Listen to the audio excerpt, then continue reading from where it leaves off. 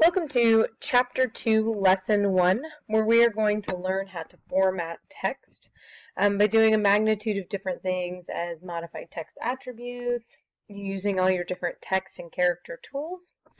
So to start, what we need to do is we need to open up our start file. This is what your finished product is going to look like at the end of Lesson 1 and Lesson 2. So you will use this file for both lessons. But when you guys are starting your projects, you're always going to come to the same place to open up your start file. So we're going to go to File, and then you want to go to Open. Once our file opens, what we need to do is we're going to go to this PC, and then you're going to come over, and you're going to select the Handout drive. Then scroll all the way to the bottom. Select Business Handouts, Shonifer, Computer Graphics 2, and then for now we're going to be in Chapter 2. And we're going to open up file ID 2-1. So go ahead and click on that, double click, or hit Open.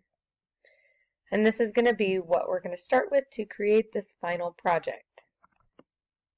So the first thing I need you to do is go to File, Save As, and go to your H drive. So going to this PC, and then you should see your H drive that has your 6-digit ID here, and then H in parentheses, but mine will have my name. So you're going to save it on your H drive, and you are going to save it as your last name, comma, first name, and we are going to call this one min-pin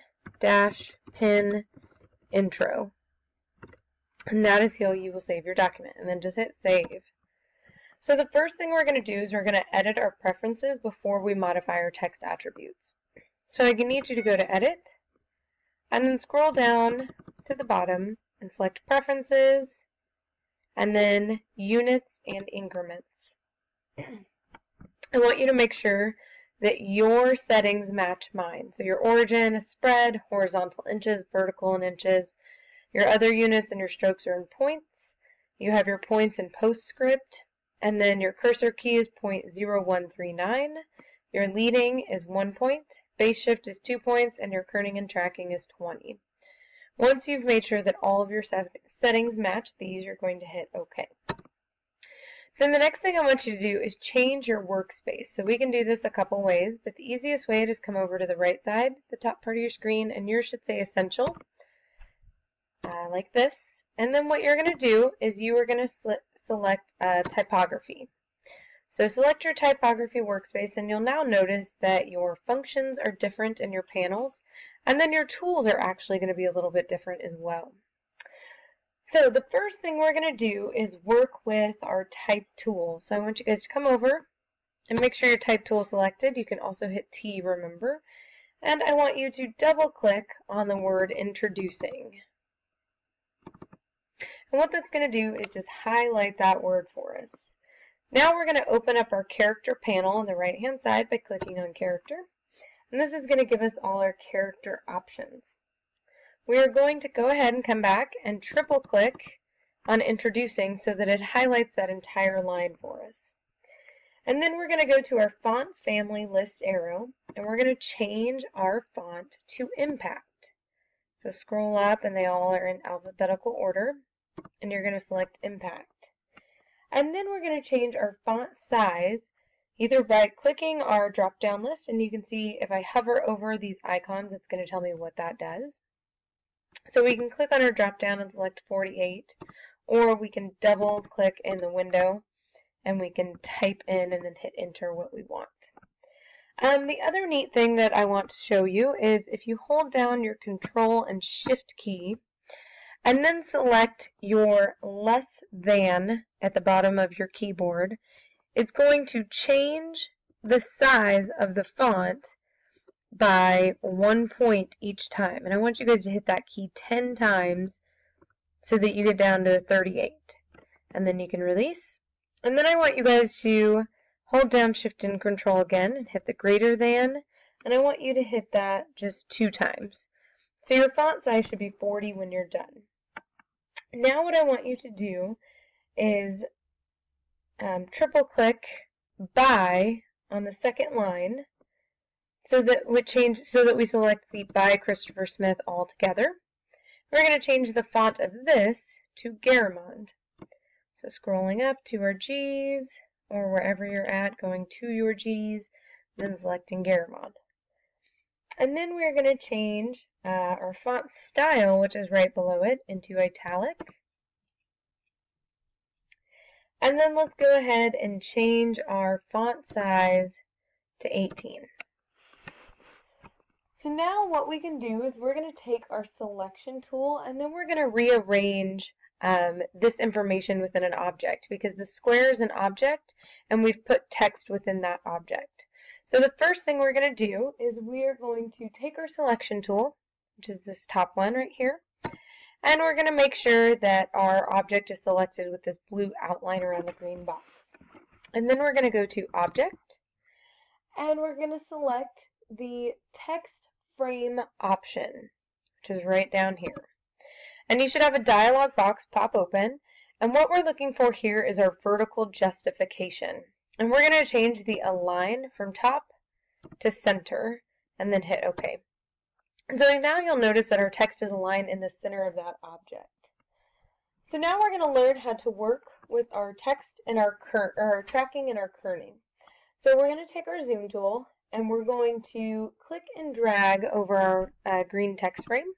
So taking our zoom tool or hitting Z and then clicking and dragging so that we zoom in on just this area. If your click and drag does not work for your zoom, go ahead and just use your zoom tool until you only get the majority of the window filled with your green text box. So now what we're going to do is we're going to take our type tool and we're going to triple click on the word introducing. And then what that's going to do is that is going to highlight the entire line for us. So now we're going to go to our character panel. If it's not open, go ahead and open it.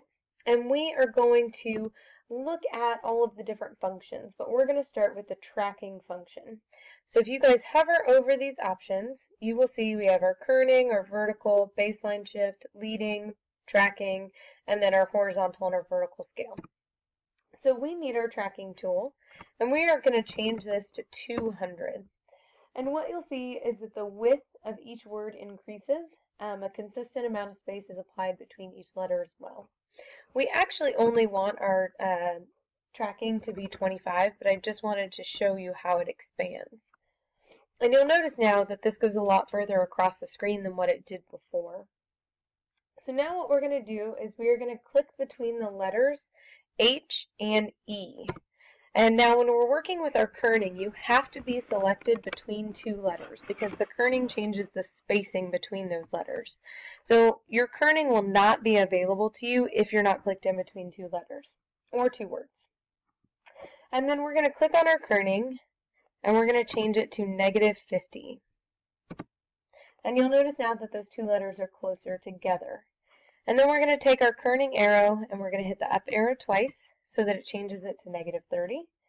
And then we're going to click on our selection tool to deselect, essentially working with our text tool so that we're done with this section. Now what we're going to do is we are going to create subscript or superscript characters or subscript characters. So we're going to go to View and select our Fit Page in Window. This is going to allow us to just go back to a regular format where we can see our entire document window that we're working in when we've zoomed in or out from something. So now we're going to take our zoom tool, and if you can click and drag using the zoom tool, that is great. If not, you can just zoom in to where you can see the body of our flyer. So I'm going to click here in the top corner and then drag down. Now what we're going to do is we are going to add some superscript characters and show you how to use some other character functions. And if you guys will see under your, it's about, 15 line down, if you go to your text tool, I want you to highlight this number 1 after Doberman Pinscher. And then you're going to come over to your character panel, and this little box here in the top right hand corner with the lines in it is going to be your options panel for whatever panel you're using, but this is going to be for our characters. And when we click on it, we can now see all these different functions. So we're going to click the superscript, which changes the location of that number to be higher and smaller than the rest of our text. So then we're going to come down and under even help herd cows, we're going to highlight that number 2. And we're going to do the same thing. Highlight the 2 and select superscript. And then let's go ahead and do the same thing for our footnotes, which are down on our last 2 lines. So we're going to highlight the number 1, select superscript, and then come and highlight our number 2 and select superscript again. And that is how we use different manipulations using our character panel option button. Now let's go ahead and learn how to underline text. So I want you guys to take your zoom tool. If you can, click and drag around the footnotes. If not, just zoom in using the clicking method to zoom in on our footnotes. Then we're going to go back to our text tool, highlight in love with the min pin, but not including the comma. We're going to come back to our character panel option button, and we're going to select underline. And now we'll underline our text. And our underline width will be adjusted based on the size of our text as well as the style of it. So now we're going to do the same thing by highlighting working with toy breeds, clicking on our options button, and then selecting underline. So now we have our 2 book titles underlined. So now we're going to select our entire first footnote except for the number 1, and then we're going to change our font size. So we're going to come over here and we're just going to click and then drag our cursor over to highlight everything but the 1. And we are going to change our font size by double clicking in the box and typing 8 and then enter. And then we are going to do the same thing with our second one, so highlighting everything in our second footnote except for the number 2, and then we can use our down arrows if we want to change that to an 8. And that will change the footnotes so that they actually look like references instead of just additional parts of our text. That is all for Chapter 1, Lesson 1. You will need to reopen this same file when we move on to Chapter 2, Lesson 1, when we move on to Chapter 2, Lesson 2, where we learn how to format paragraphs.